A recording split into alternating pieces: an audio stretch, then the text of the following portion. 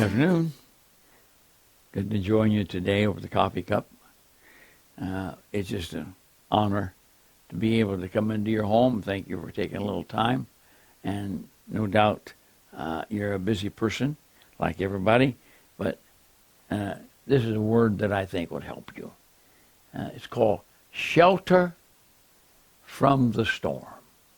A shelter from the storm. And we have a devotional that we use at our church, and I found this was one of them. And it says that in 1763, a young minister traveling on a cliffside road in Somerset, England, ducked into a cave to escape the flashes of lightning and pounding rain. And as he looked out at Cheddar Gorge, he pondered the gift of finding shelter and peace in God. Waiting there, he began to write the song, Rock of Ages. Rock of Ages, cleft for me. That's sung across the nation and has been one of the hymns that's used sometimes at funerals and whatever, and in life, Rock of Ages, cleft for me. Now, where did that come from? It came from Exodus, the 33rd chapter, when God and Moses are having a conversation. And Moses is saying, all right, now I want to see you.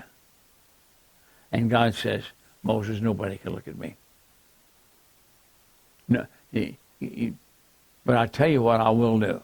I will tell you so that you can have an indication that what I'm saying and that I am for real. He said, come with me. And he said, he led him to a cave. And he said, you get in that cave. And then God covered the cave up. And then he walked by, and as he got past the cave, the cover was removed, and Moses could see the backside of God walking away. I'm going to tell you, you have no idea how many times I've been in a cave, and I couldn't see my way out. And it felt like God had left me for good. And I'd say, oh God, where are you? What happened? What did I do wrong?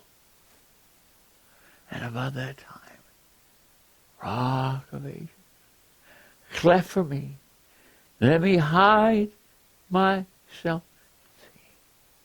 Now, here's what the cliff does. That Rock of Ages. That protects me.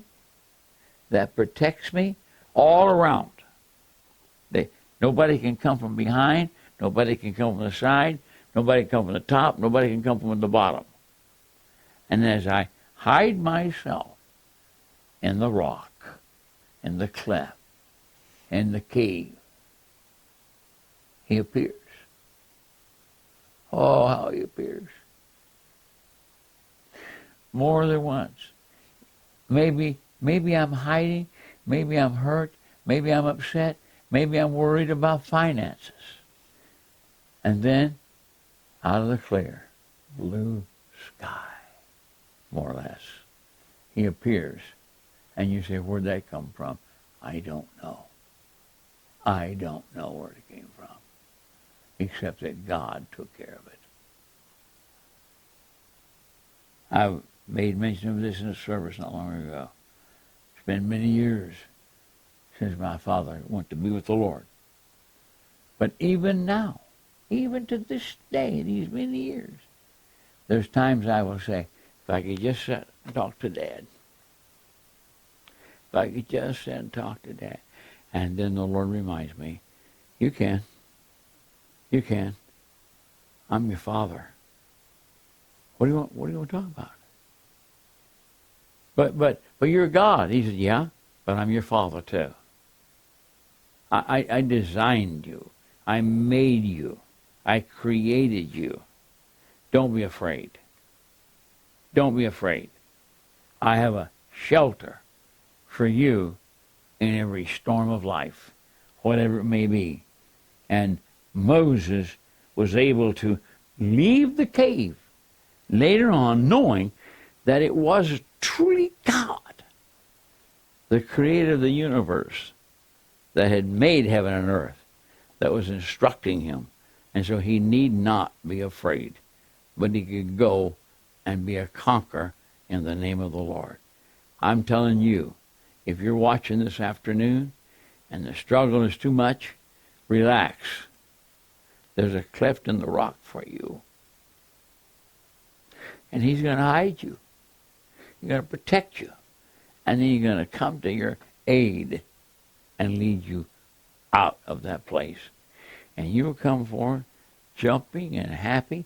And, I remember a guy came to me one time in a church where I was pastoring, and he said, that lady that sits on the second row, he said, you're going to have to do something about her. I said, why? What's the matter? He said, man, she's always praising the Lord, and she's always loud and all that kind of stuff. And he said, you have to call her down. I looked at him and I said, I got news for you. I'll never call her down. I said, because you know what happened to her? She was bound by drugs. She was bound by gambling. Her life was a mess. And she turned it over to Jesus. She can shout all she wants to. She's got a right to shout because she's been set free. She saw him as he walked by, and she reached out to him. The lady with the issue of blood that touched the hem of his garment. He said, who touched me? Oh, come on, Jesus. He said, no. Somebody special touched me. I'll tell you what, you're special. You're a special person, and he's touching you right now. Reach out to him. Let him take you by the hand. And I'm going to tell you for sure, the storm may not stop, but you're going to have peace and victory in the storm. Have a good afternoon.